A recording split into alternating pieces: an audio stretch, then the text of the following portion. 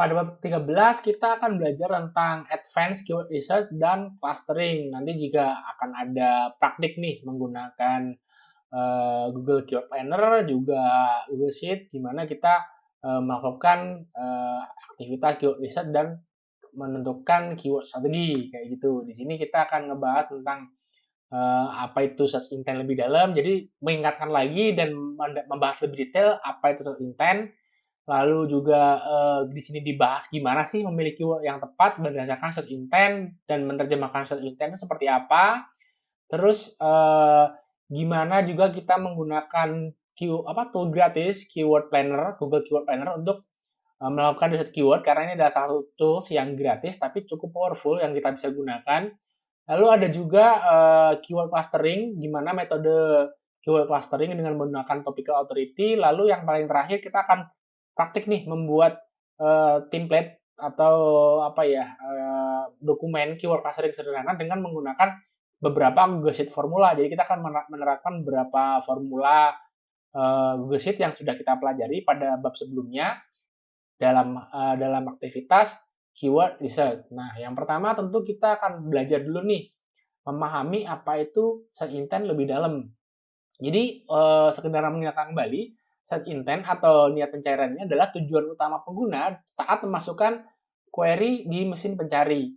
Jadi meskipun query-nya mungkin mirip-mirip ya, kayak misalnya search engine optimization sama apa itu search engine optimization, mungkin intent-nya bisa berbeda. Kalau search engine optimization itu bisa mix. Jadi ketika user yang belum ngerti sama sekali search engine optimization, dia ketika memasukkan search engine optimization itu bisa jadi dia mencari pengertiannya, atau bahkan dia hanya mencari website apa aja sih yang bisa menjelaskan dari arti dari search engine optimization itu, atau misalkan dia mencari jasa dari search engine optimization itu. Makanya memahami search intent ini adalah salah satu kunci untuk mendapatkan keywords yang tepat dalam membantu membuat konten yang relevan di website kita gitu, ataupun konten yang atau produk page yang relevan di website kita kayak gitu.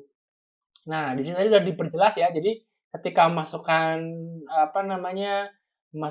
query ke mesin pencari itu akan ada intentnya, akan ada maksudnya mau nyari apa. Kayak misalnya kalau di sini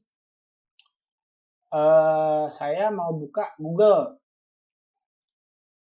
terus saya mau nyari misalnya, nah ini Changhong TV ini intentnya apa? Ini bisa jadi saya memang sedang pengen mencari informasi terkait data-data TV ini, apa aja nih, misalnya harganya, atau juga misalnya pengen tahu di mana aja sih yang jual ini, atau misalnya kita pakai intent lokal SEO ya, terdekat misalnya. Nah, jadi dia akan nyari hasilnya akan memberikan gambaran mana yang terdekat, atau misalnya terendam air. Jadi kalau mencari ini mungkin lagi ada problem, TV-nya kerendam air, makanya dia cari tahu kata kunci ini, cari tahu untuk mengatasinya kayak gitu. Jadi kita harus bisa memahami maksud dari pencarian ini apa. Jadi setiap kata kunci itu ada artinya, jadi nggak bisa ngasal. Dan ketika kita sudah tahu search intent-nya apa, nanti kita akan bisa menerjemahkannya ke dalam konten brief ataupun ke dalam sebuah konten untuk memberikan solusi kepada pengguna. Jadi nggak asal gitu. Kayak misalnya kalau kita ngincer keyword ini, terus isinya adalah cuma menjelaskan ini adalah apa ya, mungkin nggak akan menjawab 100% kebutuhan pengguna. Makanya kita harus terjemahkan dengan baik nih search intent-nya kayak gitu.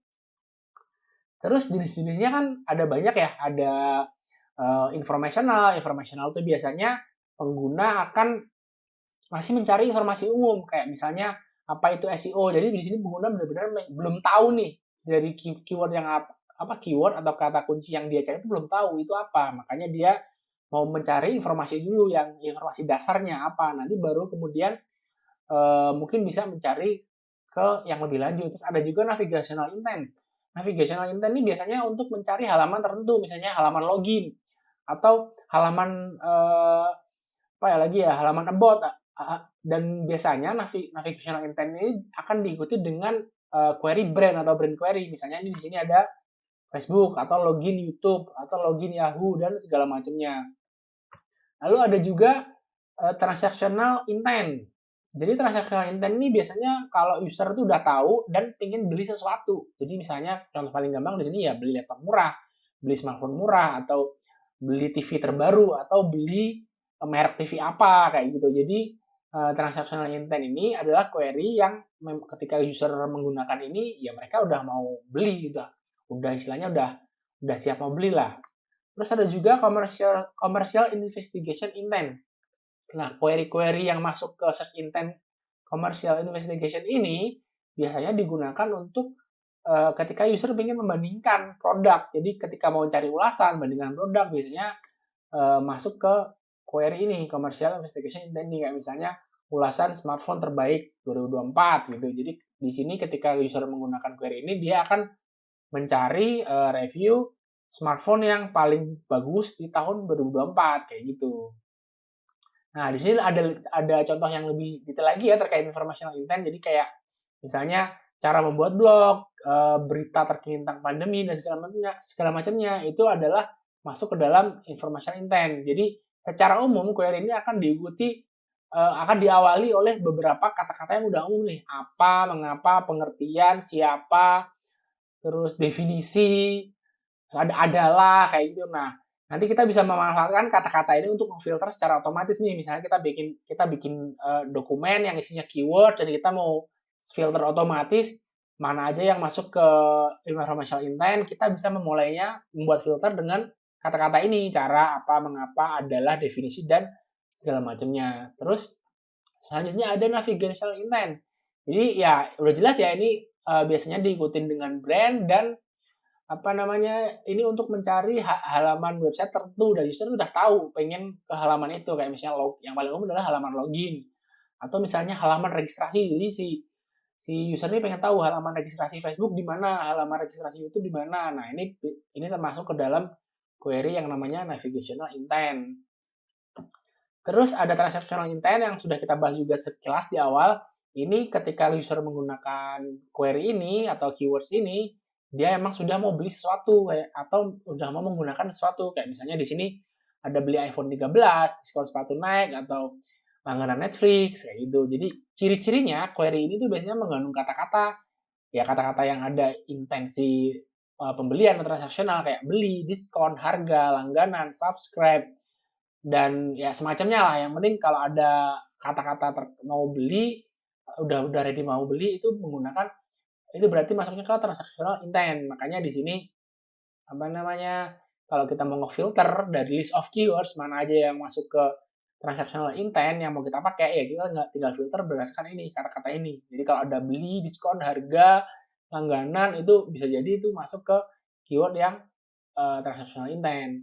Terus ada juga commercial investigation intent. Jadi di sini kita kalau user menggunakan query ini, jadi dia mau menggunakan untuk mencari perbandingan nih, membandingkan beberapa produk, satu atau bahkan lebih dari 2 produk kayak gitu. Kayak misalnya perbandingan MacBook dengan bill XPS atau hotel terbaik di Bali. Berarti intinya user mau membandingkan hotel-hotel di Bali yang paling bagus mana aja. Nah, ciri-cirinya kayak gimana? Kalau ada terbaik, terkeren, ataupun review, ulasan, perbandingan, rekomendasi, ini kemungkinan besar masuk ke grupnya commercial investigation intent. Ini kepake ketika kita mau ngebikin list of keywords, terus kita mau ngefilter mana aja yang masuk ke commercial investigation intent. Nah, commercial investigation intent itu bisa juga digunakan untuk mengarahkan kontennya ke halaman pembelian atau transaksional. Jadi meskipun ini mungkin conversion rate-nya nggak tinggi, tapi bisa digunakan untuk memaksa atau mengarahkan pengguna ke halaman penjualan kayak gitu. Terus selanjutnya kita harus memahami juga nih kenapa search intent ini penting. Jadi ketika kita memahami search intent, kita bisa membuat konten atau membuat landing page produk itu dengan lebih baik karena kita bisa menerjemahkan nih. Ketika user mencari keywords ini, user mau apa? Jadi kita nggak salah. Jadi kayak misalnya kita punya landing page produk dan tentunya produknya harus berisi data-data produk yang tujuannya untuk konversi, bukan menjelaskan informasional aja yang nggak ada conversion itemnya, misalnya nggak ada conversion buttonnya. Jadi dengan memahami search intent tadi kita nggak akan salah. Atau misalnya kita mau mentarget keyword informasional dengan menggunakan blog misalnya yang isinya informasi aja, nah itu nggak akan match. Tapi dengan menerjemahkan search intent dengan benar, kita bisa membuat konten yang relevan dengan pencarian pengguna. Dan di sini juga kalau kontennya relevan, berarti user itu seneng gitu loh. Di sini bisa meningkatkan pengalaman pengguna, yang berarti ya mereka akan bisa tinggal lebih lama di website kita. Mereka akan baca-baca lebih lama atau bahkan melakukan pembelian ketika search intent-nya yang mereka cari itu udah mereka temukan gitu di website kita. Dan secara matrix tentu saja ini akan meningkatkan keterlibatan atau engagement seperti time on page-nya, time on site-nya, dan juga mengurangi yang namanya bounce rate juga begitu. Nah, impact-nya apa kepada SEO? Jadi semakin relevan itu berarti Google atau mesin pencari yang lain menganggap kalau website kita itu website yang bagus, website yang istilahnya yang bisa menjawab kebutuhan user. Makanya peringkat tuh secara otomatis juga akan naik, mendapatkan peringkat yang lebih tinggi dibandingkan yang lainnya, karena kita bisa mendapatkan user sekaligus bisa menjawab kebutuhan user. Jadi karena mereka senang di website kita, Google juga senang. Makanya kita untuk mendapatkan peringkat Google itu sebenarnya gampang. Kita bikin senang user, Google juga akan senang dan memberikan ranking yang lebih bagus kepada kita. Dan tentu saja tujuan utamanya adalah konversi. Konversi itu bisa penjualan, bisa registrasi, atau bahkan bisa juga hanya views. Misalnya untuk perusahaan media ya, untuk perusahaan media itu views itu penting banget. Tapi kalau untuk penjualan, untuk website travel atau website e-commerce, penjualan itu adalah konversinya. Jadi dengan menerjemahkan search intent yang benar, kita bisa mengarahkan pengguna itu ke conversion dengan lebih halus, sehingga user merasa nggak dipaksa itu, benar-benar karena memang keinginan mereka sendiri untuk convert di website kita atau untuk melakukan pembelian di website kita. Terus yang selanjutnya ada kita bisa gimana caranya mengoptimalkan konten berdasarkan search intent. Nah, tentu saja kita harus melakukan penelitian kata kunci atau research keyword. Nah, di sini kita bisa menggunakan Google Keyword Planner yang gratis, atau Ahrefs atau Semrush juga yang sering kita bahas di kursus ini. Karena emang ketiga tools ini adalah tools yang cukup banyak digunakan dalam dunia SEO dan juga sering digunakan para SEO spesialis. Lalu kemudian setelah kita mendapatkan hasilnya, mendapatkan keywordnya, baru kita analisis nih, kita filtering mana yang masuk ke informasional, mana yang masuk ke komersial, mana yang masuk ke navigasional, mana yang masuk ke transaksional. Jadi dengan kita mengelompokkan tadi, kita bisa membuat kontennya tuh. Misalnya satu cluster keyword nih terkait search engine optimization, kita bikin yang versi informasionalnya semua, kita bikin yang navigasionalnya semua juga kalau ada. Tapi navigasional ini biasanya nggak selalu ada ya.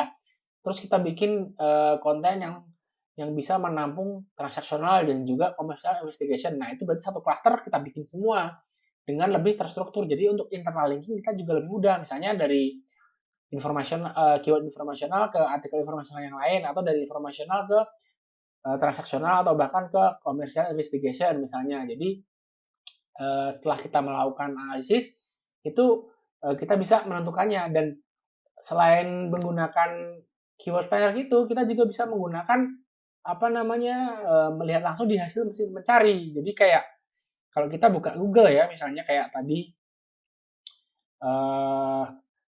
nih kita cari, nah dari hasil pencarian ini, misalnya kita menggunakan kata kunci ini ya, itu kita tahu kalau ini adalah transactional intent kebanyakan, karena ketika kita cari yang ada di halaman 1 adalah e-commerce semua. Jadi dan menjelaskan produk semua. Berarti ya kalau kita mau meranking di sini, kita juga harus kejar konten ini dengan menggunakan tipe produk atau tipe halaman yang sama ya, produk page kayak itu. Kalau kita ngejar dengan blog ya mungkin bisa, tapi nggak akan bisa mendapatkan peringkat yang bagus itu dibandingkan dengan kompetitor yang sudah ada di SERP ini begitu.